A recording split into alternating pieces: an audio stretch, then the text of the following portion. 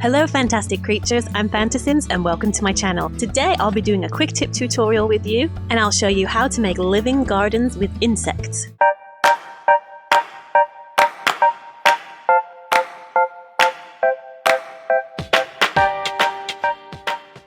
Now for this video I will be using pre-made gardens made by my lovely friend Winter's Edge 22. You can find all of her creations in the gallery, and as you can see she makes some really cool gardens and fountains. And so I've just picked 3 of them right here to work on, and all you really need is some flowers, and then you need outdoor retreat pack because it comes with these insects. Now some are going to look better than others, so for example there's fire ants and mosquitoes and stink bugs, so you're probably not going to want to use those for your garden, or maybe you will, but let's choose things like butterflies. We've got a Luna moth, got some bees, that would be perfect. More butterflies. Alright, now I've selected insects I think will work perfectly for gardens, so we've got an array of butterflies, then we've got some things like dragonflies and bees, got some fireflies which look beautiful in the evening and at night, and then we've got some that you can use in more magical gardens like will-o'-the-wisp, a dragonfly, it actually looks a bit like a dragon, and then a dust spirit. Okay, so we're over in live mode and you can see what they look like inside their containers. The dragonfly, these little fun little dust spirits, these cute little fireflies, dragonflies, bees,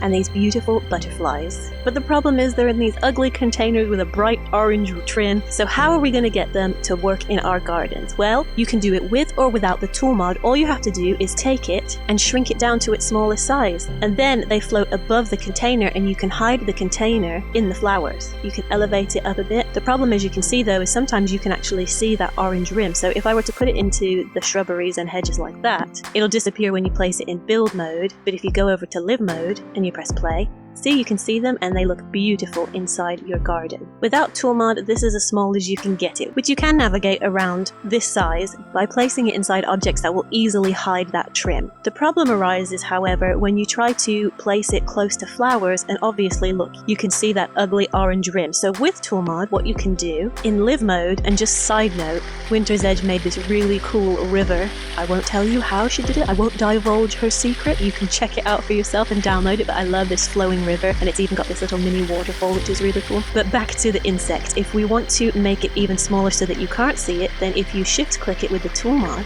and we are going to scale this, and we are going to scale it to a ridiculously small number, 0.0005, and it completely disappears because it's so tiny it won't register visually. And then you've got these beautiful insects that can fill your garden and you won't even see the original container. Alright, now I've laid out a bunch of them and sized them down as far as I can with the left bracket key. When you click on it and then place it somewhere, so let's say I place it here, once I click on it, the butterfly disappears until I go back over into live mode. It's not that big a deal, but if you're trying to figure out where you've placed them or how it looks with how you've clustered them together in different areas, you have to keep switching back and forth between live mode and build mode. Okay, so I've arranged all of my little bugs and I'm showing you the magical version with the dragonflies and the will-o'-wisps, and the last step to do if you're using tool mod is to shift click on one of them, select tool, then click toggle active object, then with the alt key go around and click on all the other ones.